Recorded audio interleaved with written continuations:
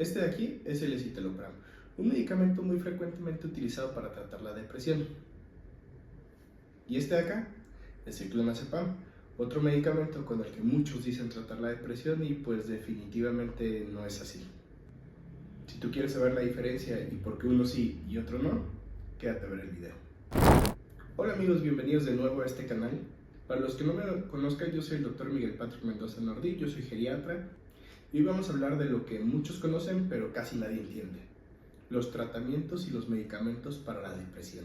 Y en este video te voy a contar un poco sobre mi experiencia, ya que yo he utilizado yo creo que casi todos los medicamentos que hay en México para tratar la depresión, y más o menos te voy a explicar el por qué un médico decide utilizar uno u otro. Y definitivamente tenemos que entender que la elección del fármaco no es una elección al azar, no es porque a mí se me antojó, sino siempre tenemos una razón muy específica para tomar este tipo de decisiones. Y en este video pues vamos a desglosar los tratamientos más comunes para tratar esta enfermedad. Y al final de cuentas, ¿por qué es clave escoger el correcto para ti, para que el paciente salga beneficiado del tratamiento? Por lo cual me queda muy claro que si quieres conocer lo básico para el tratamiento de la depresión, tienes que ver este video. Y para entender las bases bioquímicas del tratamiento, tienes que ver este otro video. Al final de cuentas no los necesitas para entender este video, pero creo que te van a dar mucho más contexto y vas a entender claramente todo lo que vamos a explicar aquí. Entonces lo primero que tenemos que saber definitivamente es el cómo funcionan los antidepresivos. Y para entender esto, definitivamente tenemos que saber cómo funciona el cerebro en su particularidad para ver el porqué de todo. Nuestro cerebro tiene miles y millones de neuronas que se van comunicando entre sí a través de unos mensajeros químicos que nosotros llamamos neurotransmisores.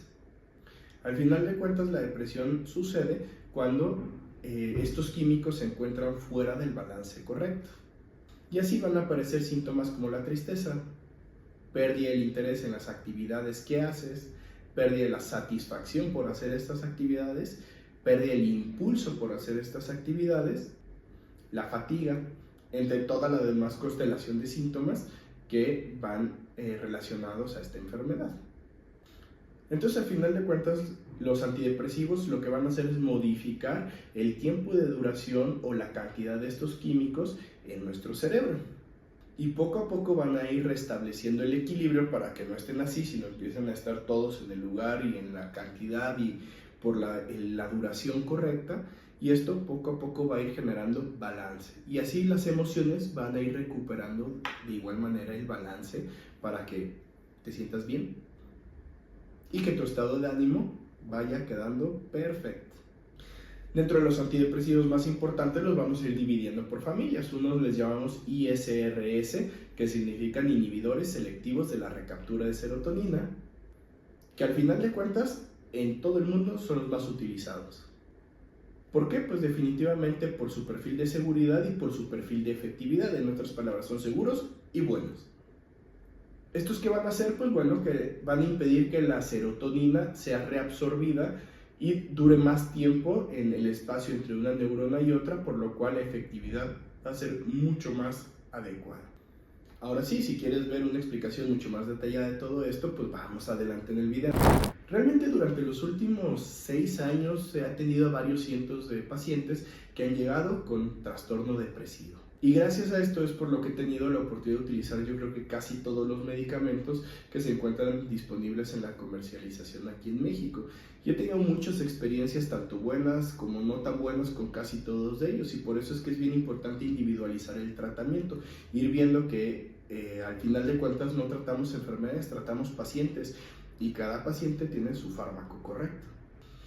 Y la verdad es que yo creo que sí, los médicos solemos tener fármacos consentidos, ¿no? Pero ¿por qué aparece esto? Porque al final de cuentas, conforme vas utilizando los medicamentos y vas teniendo recurrencia en su uso, pues vas viendo que a la mayoría de los pacientes les va mejor con uno que con otro, tienen menos efectos secundarios, el beneficio es más rápido y así es como vamos estructurándolo.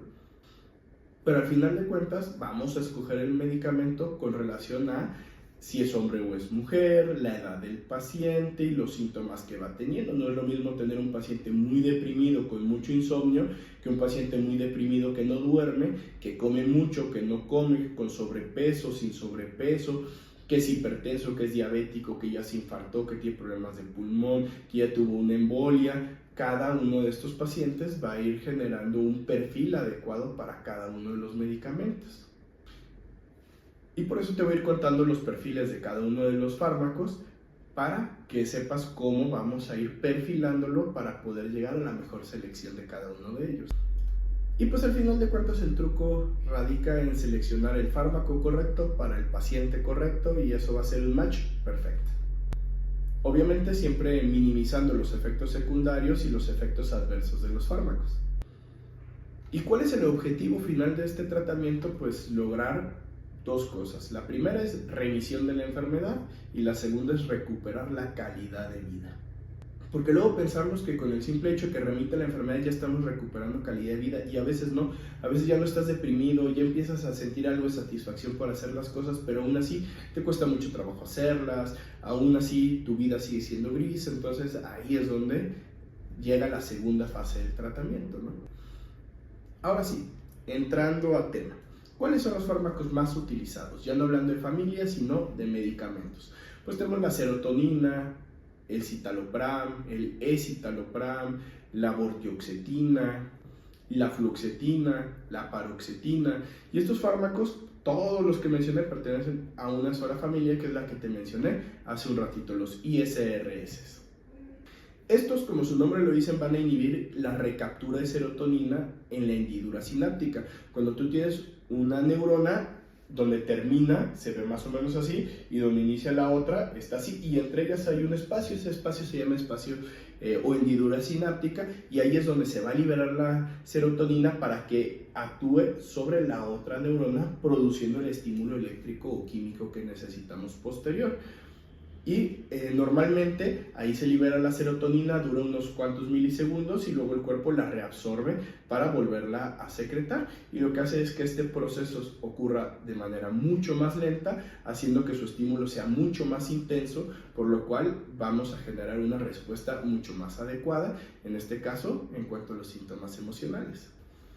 Por otro lado, por ejemplo, también tenemos a la venlafaxina, desvenlafaxina, duloxetina, y estos pertenecen a una familia completamente diferente. Estos se llaman antidepresivos duales. ¿Por qué duales? Porque actúan tanto en la serotonina como los anteriores, pero sobre otro químico muy importante que se llama noradrenalina o norepinefrina. Y como su nombre lo dice, pues actúan sobre estos dos neurotransmisores, ¿no? Por lo cual son sumamente útiles para tratar tanto síntomas emocionales de la depresión, tanto como los síntomas físicos relacionados a la depresión, por ejemplo la fatiga. Y además nos dan una constelación bien interesante porque también nos ayudan mucho a tratar síntomas de dolor, principalmente dolor neuropático. Entonces personas que tienen dolores neuropáticos porque son diabéticos en las piernas o porque tienen dolor tipo ciática por compresión en la columna o dolor en cuello por compresión, y además tienen depresión, pues estos son fármacos que nos van a ayudar muchísimo. Luego tenemos otros que les llamamos atípicos, por ejemplo la mirtazapina, que estos por un lado nos ayudan a mejorar mucho el estado de ánimo, pero también es un fármaco muy hipnótico, eso quiere decir que da sueño, por lo cual pacientes con insomnio y que además estén muy deprimidos es una excelente opción. Y por otro lado también aparentemente causa apetito, causa hambre. Los pacientes que no quieren comer por la depresión o por cualquier otra razón y que además están deprimidos y que además tienen insomnio, es el fármaco tal vez más adecuado. Y luego tenemos otro tipo de fármacos completamente diferentes, que de hecho son mucho más viejos, que les llamamos antidepresivos tricíclicos. Estos fármacos actúan sobre muchos receptores y muchos químicos al mismo tiempo. También son excelentes para tratar insomnio, son muy sedantes y también son muy buenos modulando la percepción del dolor, por lo cual para el dolor crónico son excelentes medicamentos.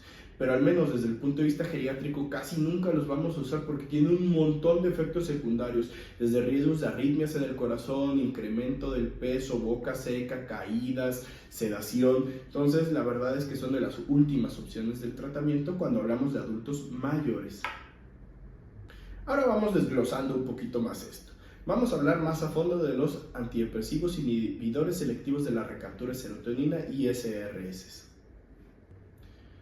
Vamos a mencionar que la serotonina, químicamente, la abreviamos como 5 TH. ¿Por qué? Porque la cuestión química le llamamos 5-hidroxitriptamina. Y prácticamente estos fármacos, como ya se los mencioné, van a hacer que el cuerpo no pueda reabsorberla de la hendidura sináptica. Pero también hay que saber que no todo es 5-hidroxitriptamina, sino que hay muchos subreceptores dentro de nuestras neuronas y cada subreceptor va a generar una respuesta completamente diferente. Por ejemplo, tenemos el receptor 5-hidroxitriptamina 1A. Este receptor específicamente está completamente relacionado con los efectos antidepresivos y ansiolíticos. Luego tenemos el receptor 2A, y este es un receptor medio molesto, es el que no queremos utilizar como médicos porque por un lado en los hombres genera disfunción eréctil, puede causar algo de insomnio y puede causar algo de ansiedad. El 2C se relaciona con ansiedad, con pérdida de peso y con disminución del apetito. Entonces, personas que tienen mucha ansiedad y que además tienen sobrepeso y que a lo mejor comen por atracón o por compulsión, este es un excelente receptor. Y luego tenemos otro receptor que también es un poco molesto, que es el 3. ¿Por qué? Porque puede causar molestias gastrointestinales, un poco de náuseas y dolor abdominal, por lo cual no lo queremos estimular mucho. Ahora, hablando de fármacos, por ejemplo, la sertralina específicamente es un antidepresivo que actúa específicamente sobre los receptores, la motivación. Entonces, cuando actúa sobre la motivación, pues esa parte de que no te dan ganas de hacer las cosas, te sientes completamente apagado, va a ir remitiendo un poquito más rápido y vas a tener un poco más de motivación.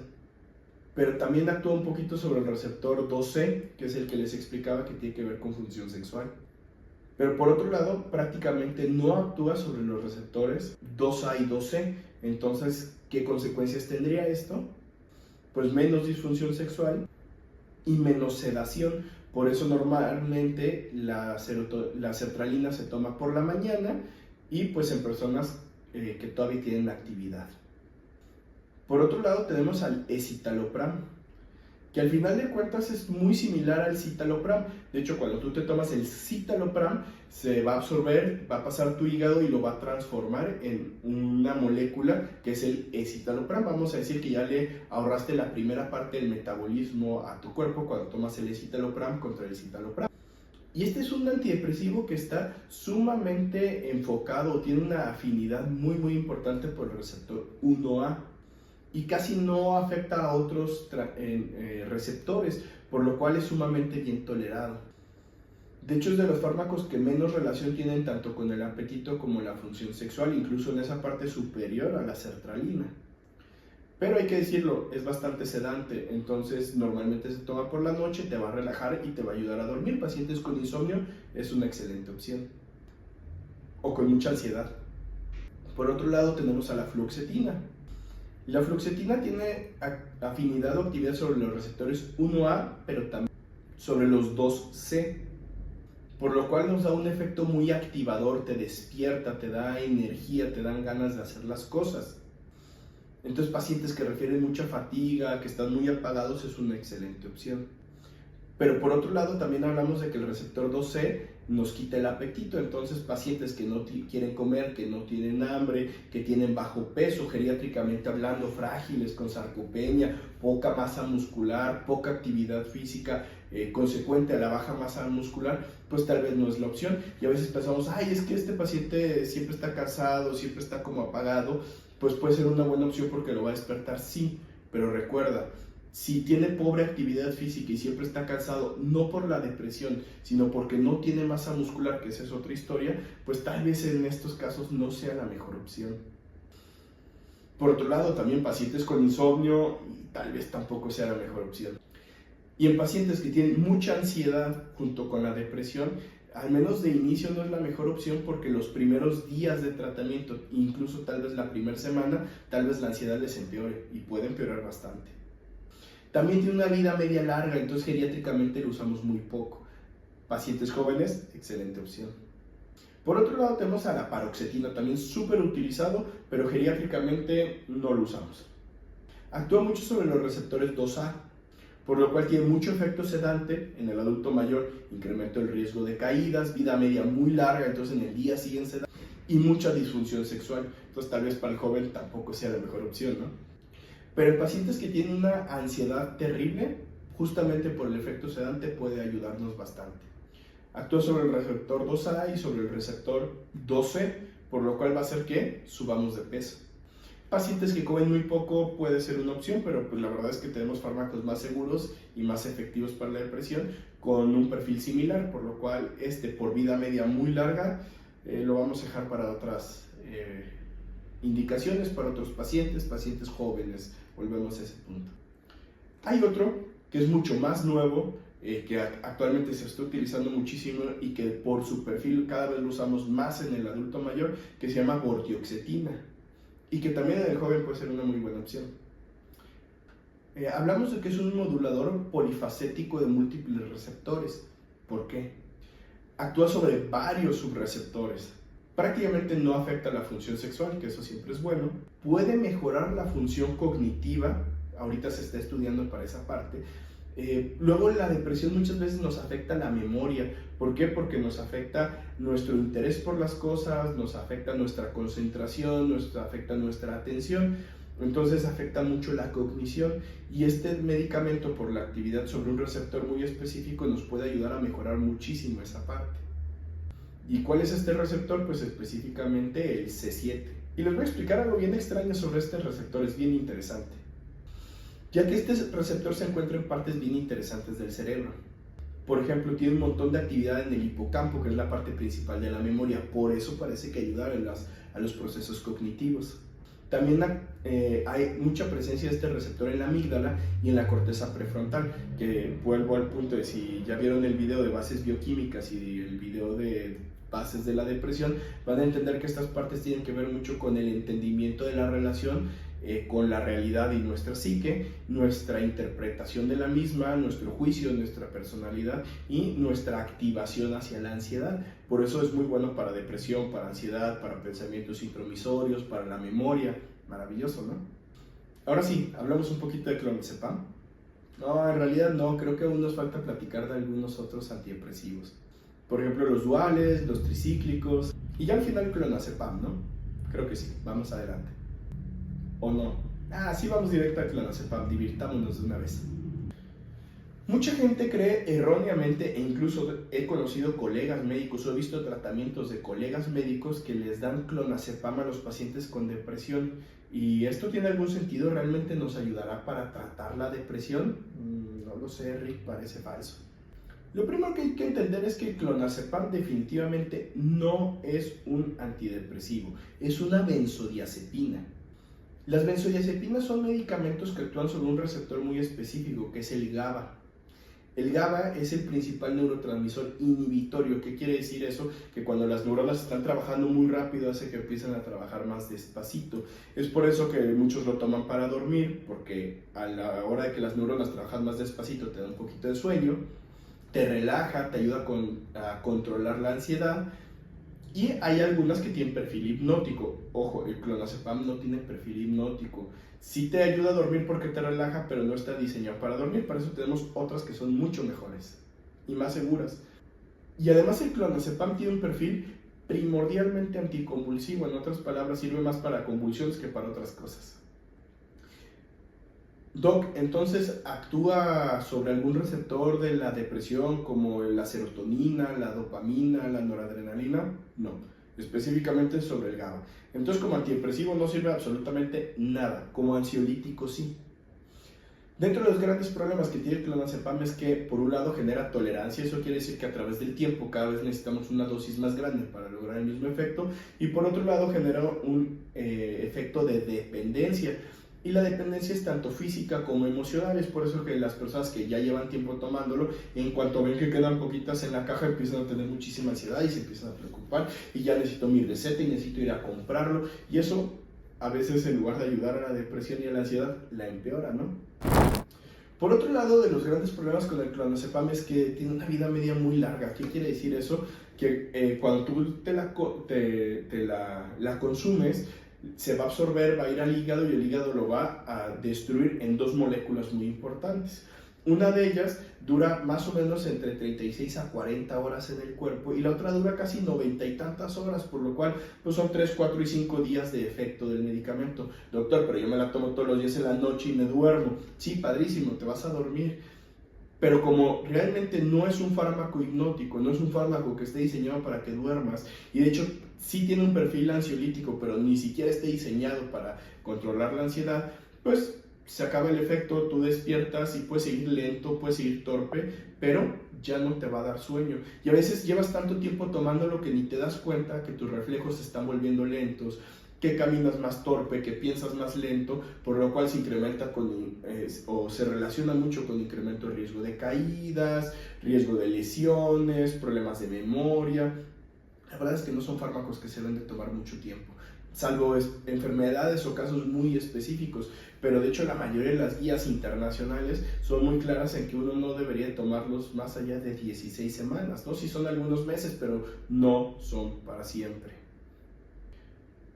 Pero ¿cuándo sí los vamos a usar? Pues vamos a dejar esto bien en claro, ¿no? De repente tienes un paciente que tiene mucha depresión, pero tiene muchísima ansiedad, de hecho tiene crisis de ansiedad o crisis de pánico de forma frecuente, pues en esos pacientes nos va a ayudar a que no estén desarrollando crisis de ansiedad y crisis de pánico de forma frecuente, y mientras el antidepresivo nos va dando tiempo. Recuerda que los antidepresivos tardan más o menos 4 semanas en estar haciendo su trabajo, entonces puedes dar una benzodiazepina más un antidepresivo las primeras semanas de tratamiento y poco a poco empieza a quitar la benzodiazepina, te quedas con el antidepresivo y el paciente le suele ir de una forma excelente, nos va muy bien con esas mezclas.